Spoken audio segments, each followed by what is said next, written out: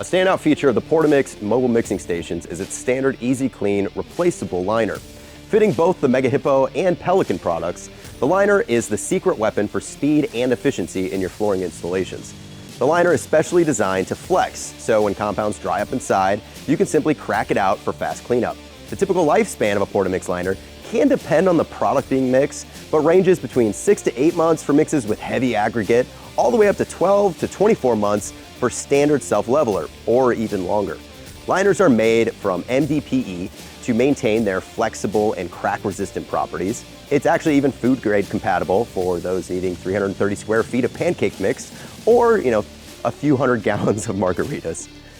The easy swap functionality of the liners in the mixing stations means that if you're running into crusty buildups, flash curing, or working with decorative installations and multiple colors, you can easily swap liners for better performance or color management.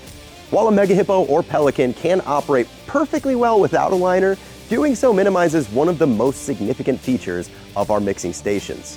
Prolonging the life of your canister and overall product is going to ensure that you get the most out of your investment. So to learn more about our products specifically, head over to portamix.com/resources or head over to our YouTube channel for more video content.